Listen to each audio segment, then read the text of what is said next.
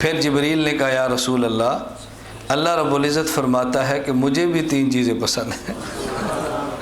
اللہ کی پسند دیکھو، اللہ رب العزت فرماتے ہیں کہ مجھے بھی 3 چیزیں پسند ہیں۔ اللہ کی پسند، سبحان اللہ، اللہ فرماتے ہیں مجھے بھی 3 چیزیں۔ نمبر 1 بذل الاستطاع، نمبر 2 والبکاء عند الندامہ، نمبر 3 والصبر علی الفاقہ۔ مجھے 3 چیزیں بہت پسند ہیں۔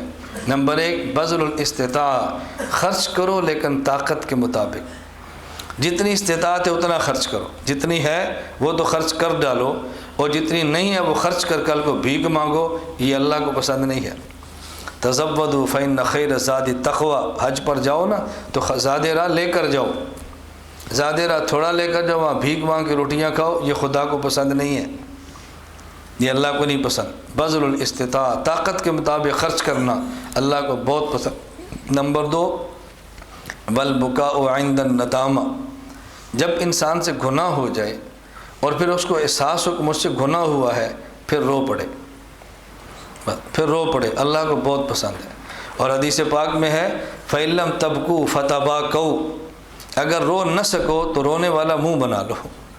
تباکو یہ باب تفاعل ہے، اور اس کے ایک خاصیت تکلف ہے، بس نہیں رو سکتے تو رو پڑو، رونے کی شکل بنا لو، بس اللہ اس پہ بھی خوش ہوتے ہیں۔ یہ اللہ کے حبیب فرما رہے ہیں اور اللہ کی پسند ہے۔ البکاء عند الندامہ، ندامت آئے تو پھر انسان روئے، یہ اللہ کو بہت بہت پسند ہے۔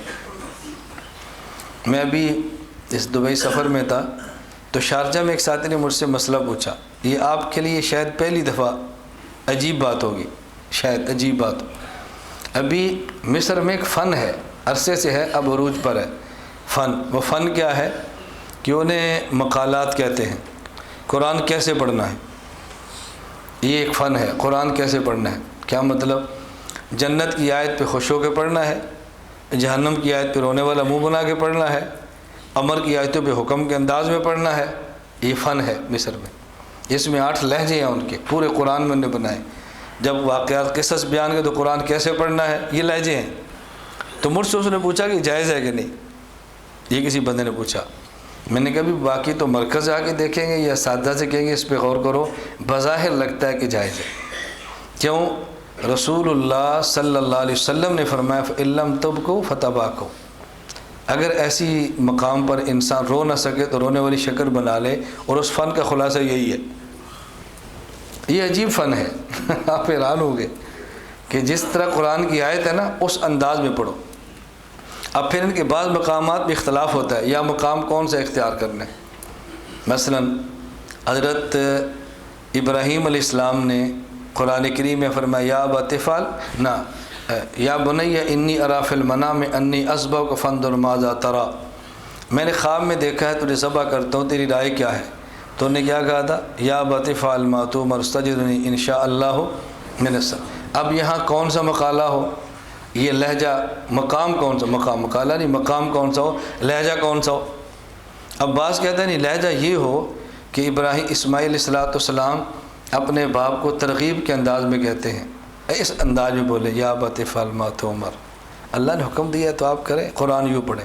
بعض کہتے ہیں نہیں یوں نہیں، اسماعیل علیہ السلام اپنے باپ سے ایسے کہیں کہ جیسے بچہ کوئی بات جھگڑ کر کہتا ہے یا ابت افعل ما تؤمر، جیسے خدا نے کہا آپ کریں نا۔ میں تو وہ لہجہ پورا نہیں بنا سکتا، وہ تو اپنے سٹائل میں پڑھتے ہیں۔